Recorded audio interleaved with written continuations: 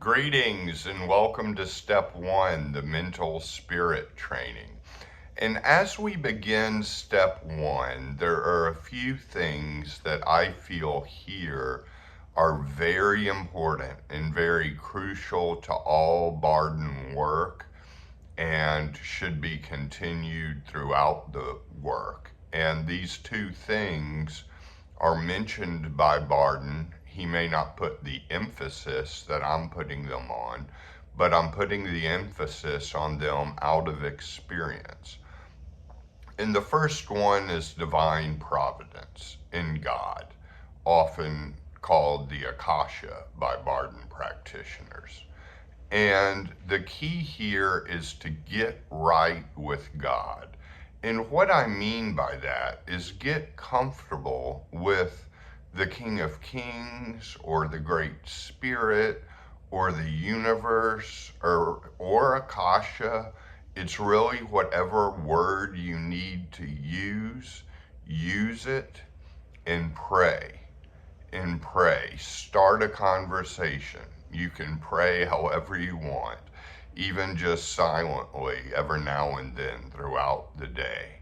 And I feel like that's going to help you tremendously, because getting to the point where we are feeling strong Akasha energy is kind of the magic weapon in terms of getting through initiation into hermetics.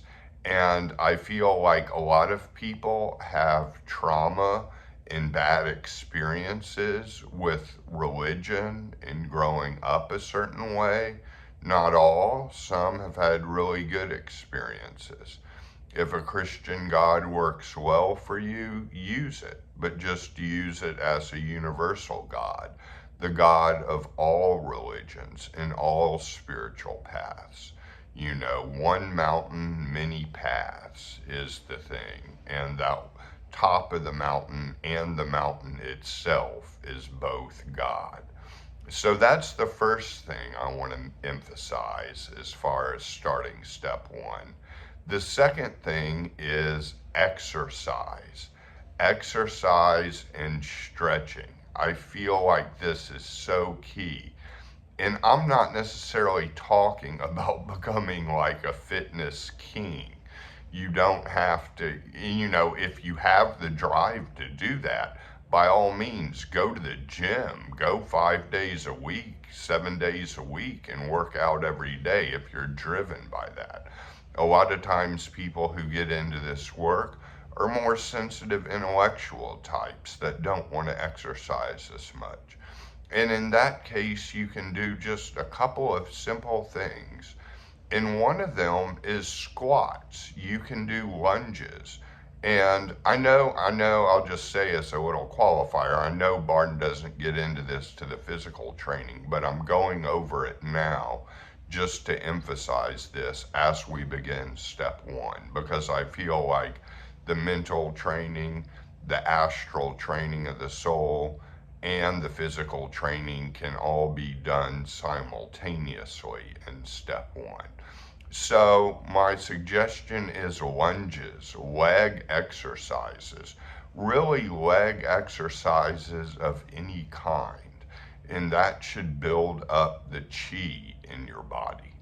I often do squats. I put one foot in front of the other and lunge down and touch the back knee and then go up and then do another one. And then after about 15 of those, switch foots, one up front, one behind, go down and go up. Just kind of lunges, standing in place.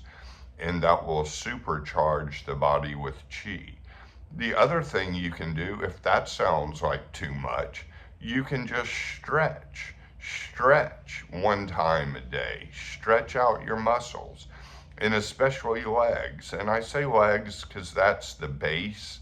That's the kind of trunk of your equilibrium physically, which kind of goes along with getting magical equilibrium. So just stretch the legs. Stretch the arms too if you're so inclined. A lot of times this work seems overwhelming, so I want to try to keep it easy.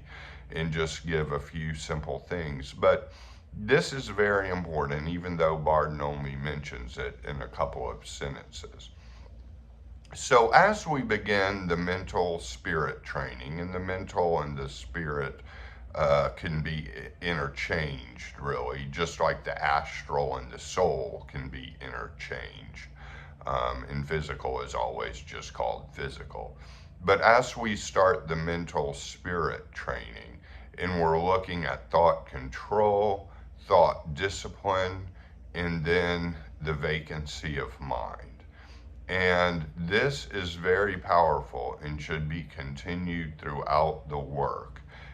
The most common mistake I see is people actually being able to do this and not feeling like they've done the requirements for it to move on. So I often talk to people in my coaching business where I feel like people have kind of actually not mastered, or really kind of completed the step to go ahead and move on, and they don't feel like they do. But with the thought control and thought discipline, I think it's best to think it more as observation of thought. And if there's an observation of thought going on, then you can get in touch with the silent observer. And it's almost as if you have two of you.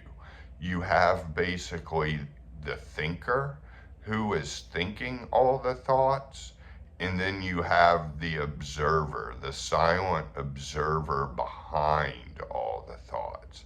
And that silent observer is always there in you, even when you're not experiencing it. So there's always a silent observer in you, even if you're having racing thoughts. And getting to that silent observer presence will slow down the thoughts. And you can even find an off switch of the mind that's usually located at kind of the base area of your skull to just switch it off.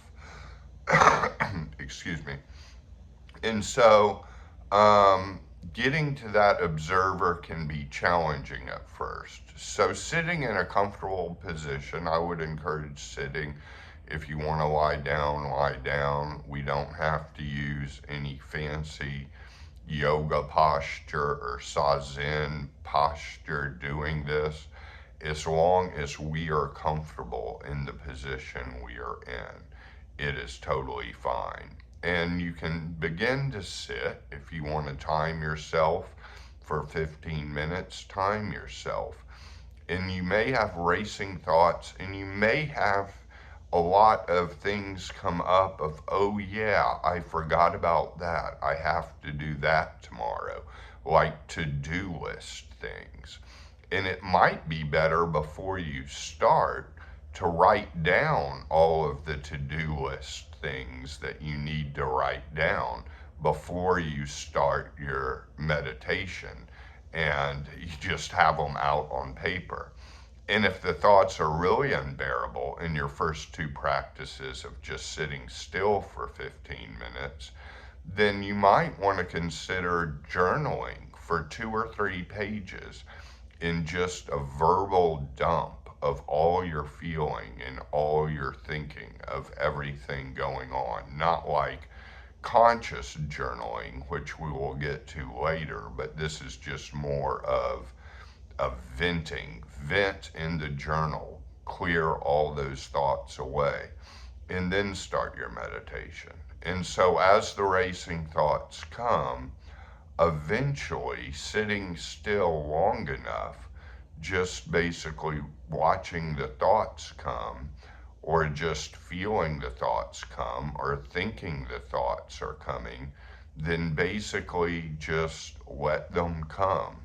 And after a while, they should quiet down. And at that point, it's going to be easier to get into the silent observer behind the thoughts.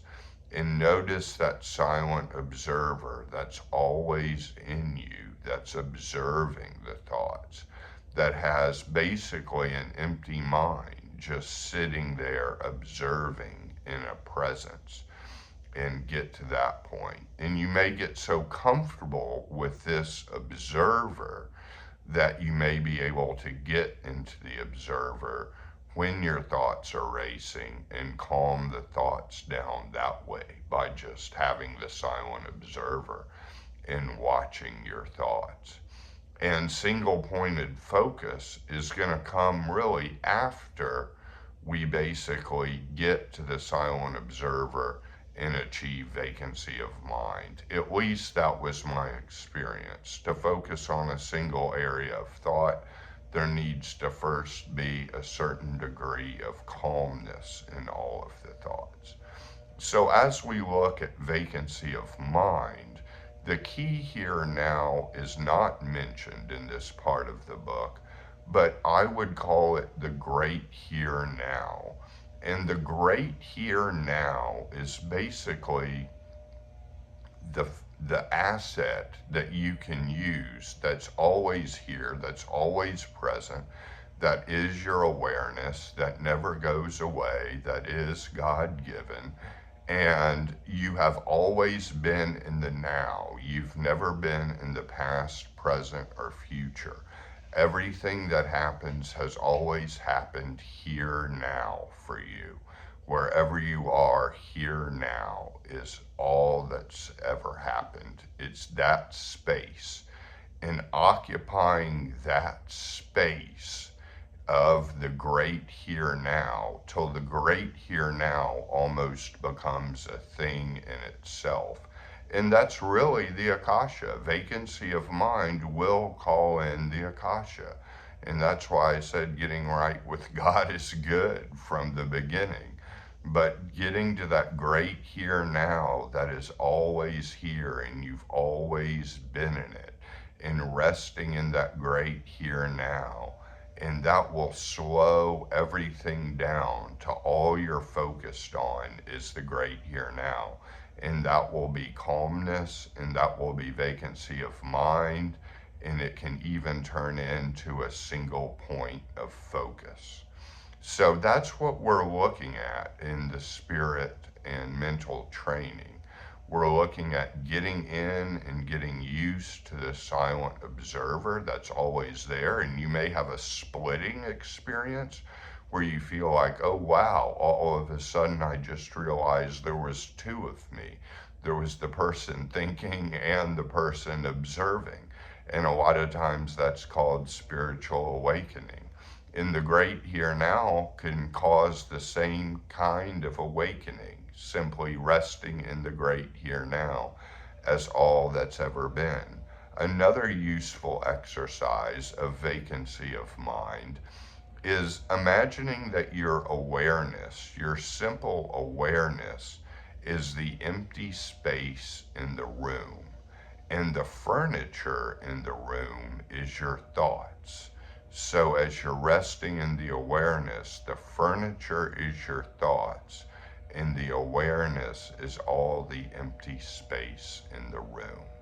So that's where we're going to leave it for now, and we may revisit it as more of our work continues in the first 3 steps. And again, if you're taking this course and you have any questions, you can always feel free to email me at thegraveyardcowboy@gmail.com. And if you want individual coaching too, we can set that up. But that's where we're going to leave things for now. The silent observer and the great here now. And think of thought control and thought discipline as getting into that silent observer. And once you can get into the silent observer, and once you can get into the great here now, you've made progress on this part of the training, and you will have completed it. But that can take some time getting into that. And another helpful book on this is simply The Power of Now by Eckhart Tolle, a very popular book, but it gives the tools of all this step 1 spirit training in it. So many blessings to all of you, and I will see you on the next module.